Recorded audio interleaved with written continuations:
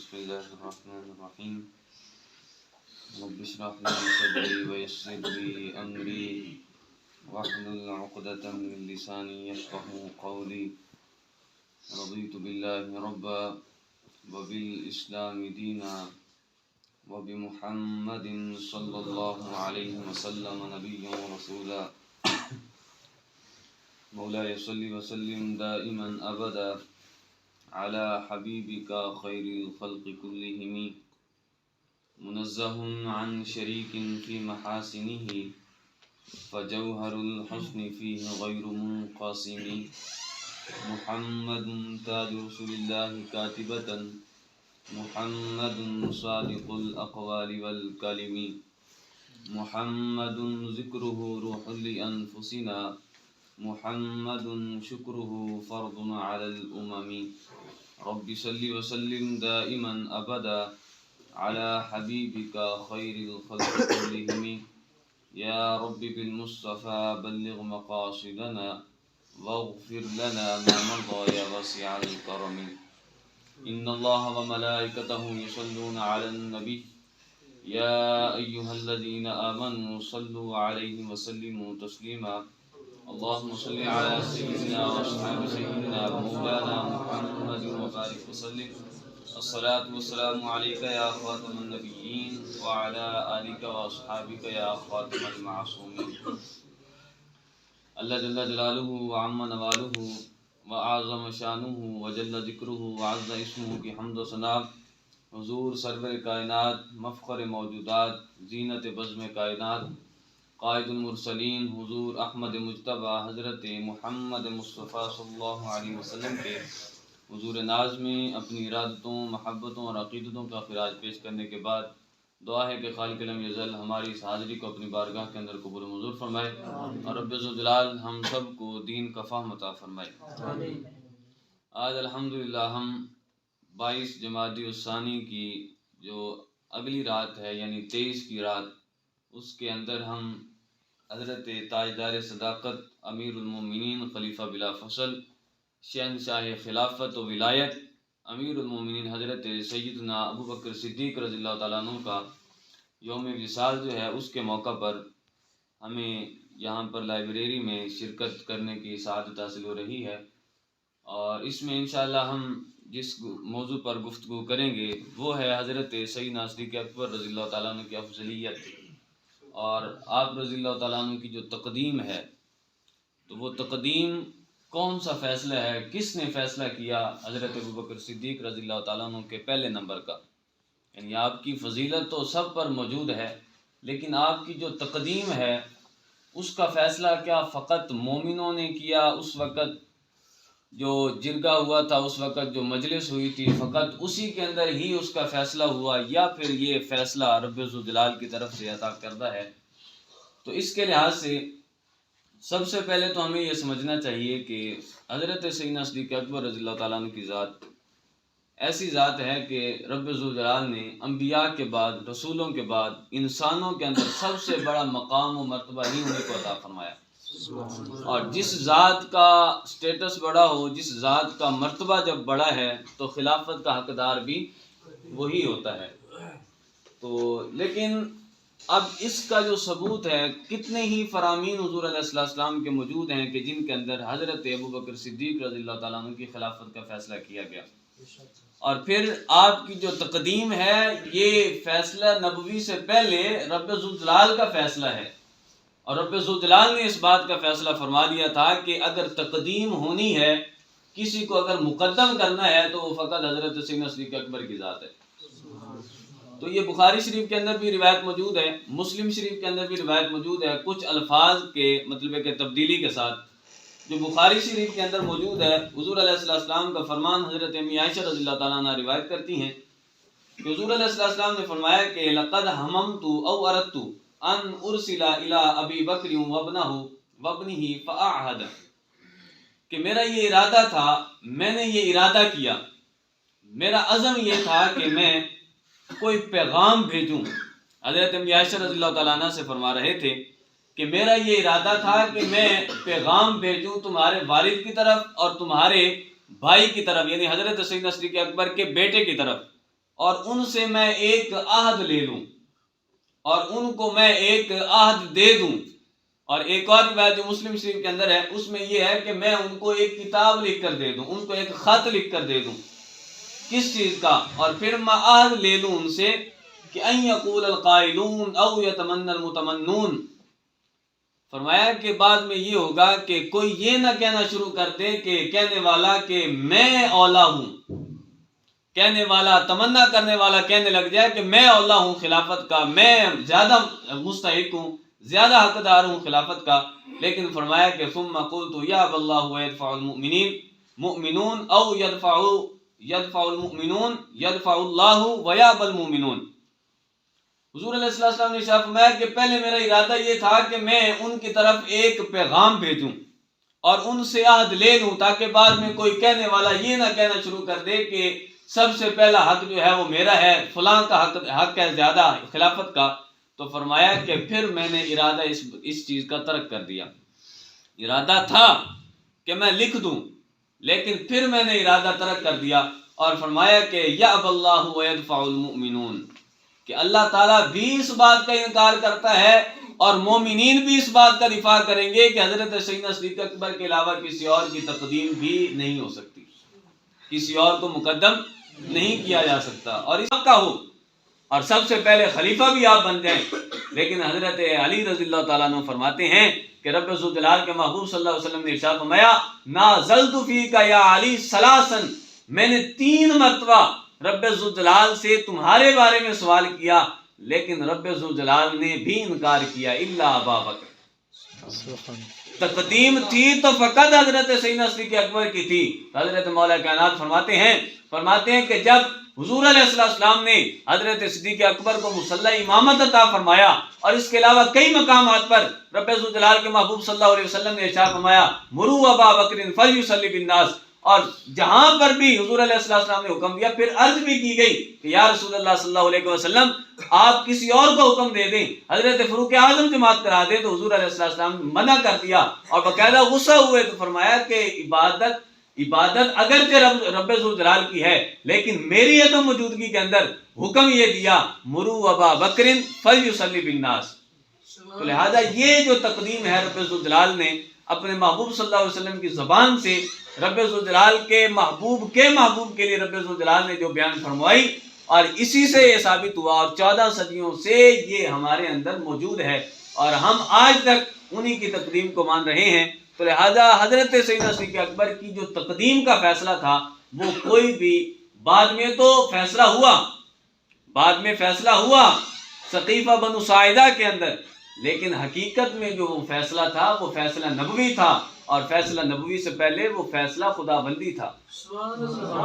تو اس لیے کبھی بھی شک و شبہ نہیں کرنا چاہیے کہ پہلا نمبر حضرت مولا کائنات کا تھا، بلکہ ان کا حق پہلے نہیں تھا. اگر ان کا حق ہوتا تو وہ اتنے شجاع تھے، اتنے دلیر تھے. وہ فرماتے ہیں کہ میں دلیر تھا. اگر رب ذوالجلال کے محبوب صلی اللہ علیہ وسلم نے مجھ سے کوئی بھی وعدہ کیا ہوتا، رب ذوالجلال کے محبوب نے مجھ سے فرمایا ہوتا کہ خلافت کا حق تمہارا ہے، تو میں مصلی امامت بھی چھین لیتا اور خلافت کا جو ممبر تھا، جو امامت کا محل تھا، میں وہ بھی چھین لیتا. لیکن چونکہ حضور علیہ السلام نے میری زندگی میں اس وقت موجود بھی تھا، میں غائب نہیں تھا، لیکن اس کے باوجود بھی میری موجودگی میں بھی رب ذوالجلال کے محبوب صلی اللہ علیہ وسلم نے جب دین کے حوالے سے حضرت ابوبکر صدیق کو چن لیا تو دین کے معاملے کے بعد دنیا کے معاملے میں ہم نے بھی انہی کو چن لیا. سبحان اللہ. تو اب اس کے بعد کچھ اور باتیں ہیں جو بہت زیادہ ضروری ہیں، کل بھی رہ گئی تھیں. تو اب یعنی ہمارے لیے سب سے پہلے تو یہ تقدیم کو ماننا بھی ضروری ہے اور تقدیم کو سمجھنا بھی ضروری ہے، لیکن ساتھ ساتھ یہ ہمارے لیے اسباق کے طور پر ہمیں یہ یاد رکھنا چاہیے، سبق کے طور پر یاد رکھنا چاہیے کہ جب بھی ہمارے سامنے کسی بھی صحابی پر طعن ہو، کسی بھی صحابی کے بارے میں بات کی جائے تو ہمیں اہل بیت کا نظریہ یاد ہونا چاہیے. اہل بیت سے بغض رکھنے والوں کے بارے میں، اہل بیت کا جو فرمان ہے صحابہ کے بارے میں بغض رکھنے والوں کے بارے میں، تو وہ بھی ہمیں یاد ہونا چاہیے. تو اس کے حوالے سے آپ درود شریف پڑھیں، میں پڑھتا ہوں.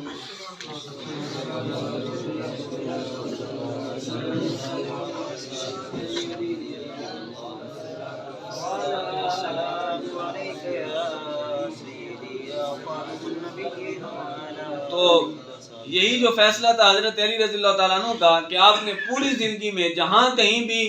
یہ بیان کیا، جہاں کہیں بھی آپ سے سوال کیا گیا کہ خلافت کا پہلا حق آپ کا تھا لیکن حضرت ابوبکر صدیق مصلی امامت پر چلے گئے، وہ پہلے خلیفہ بن گئے تو آپ کا زیادہ حق بنتا تھا، تو آپ نے جہاں پر خود تردید کی،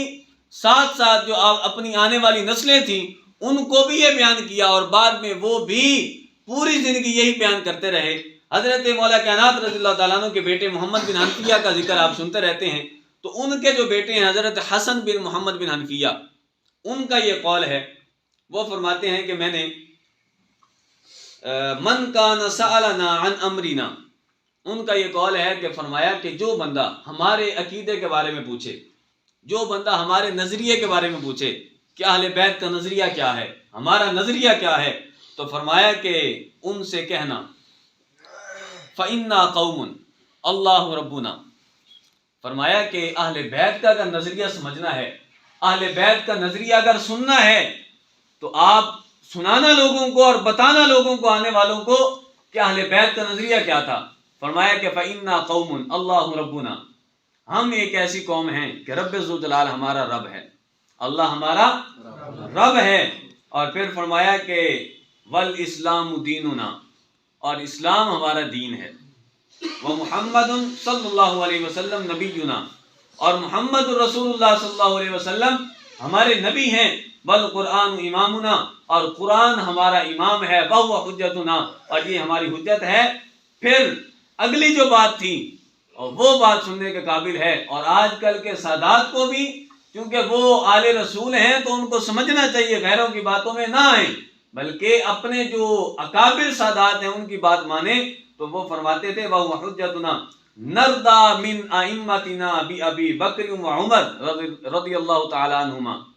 فرمایا کہ جو بندہ ہمارے نظریے کے بارے میں پوچھے، ہماری رائے کے بارے میں پوچھے، ہمارا عقیدہ پوچھے، تو سب سے پہلے اس کو بتانا کہ ہم ایک ایسی قوم ہیں کہ اللہ ہمارا رب ہے، اسلام ہمارا دین ہے، اور محمد رسول اللہ صلی اللہ علیہ وسلم ہمارے نبی ہیں، اور قرآن ہمارا امام ہے، اور وہی ہماری حجت ہے۔ لیکن ساتھ بھی فرمایا وَنَرْضَىٰ مِنْ أَئِمَّتِنَا، اور ہم اپنے اماموں سے راضی ہیں، اور وہ امام کون ہیں؟ بِأَبِي بَکْرٍ وَعُمَرٍ رضی اللہ تعالی عنہما، اور وہ حضرت سیدنا صدیق اکبر اور حضرت فاروق اعظم رضی اللہ تعالیٰ عنہ کی ذات ہے۔ اور پھر فرمایا وَنَرْضَىٰ أَن يُطَاعَ وَنَسْخَطُ أَن يُغْضَبَ،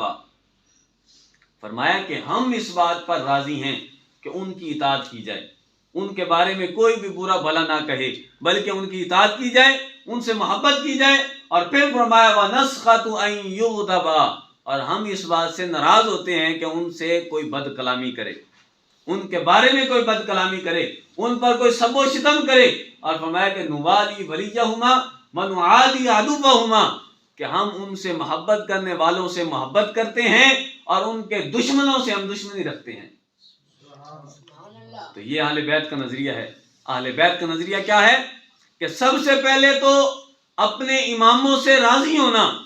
اب راضی ہونے کے بعد پھر اس بات سے راضی ہونا کہ ان کی تعریفیں کی جائیں، ان کے بارے میں اچھا کلام کیا جائے، اور اگر کوئی ان کے بارے میں غلط بد کلامی کرتا ہے، بد کلامی کرتے ان پر سب و شتم کرتا ہے، تو فرمایا کہ ہم اس بات سے ناراض ہوتے ہیں۔ اور پھر یہ ساتھ یہ بھی ارشاد فرمایا کہ نوالی ولیہما اور ونعادی عدوہما، کہ ہم ان کے دوستوں سے دوستی رکھتے ہیں اور ان کے دشمنوں سے دشمنی رکھتے ہیں۔ تو اب چونکہ کوئی اہل بیت ہو یا کوئی غیر اہل بیت ہو، اب تمام کے لیے اہل بیت کے اس فرزند کا یہ قول ہمارے لیے کافی ہونا چاہیے کہ جو بندہ صحابہ کرام علیہ رضوان سے بغض رکھتا ہو،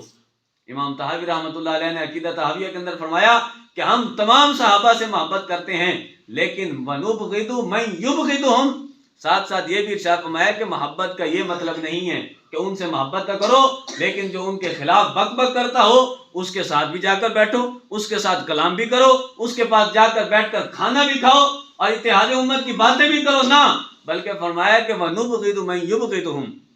یہاں پر امام حسن بن محمد بن حنفیہ رضی اللہ تعالیٰ عنہ نے ارشاد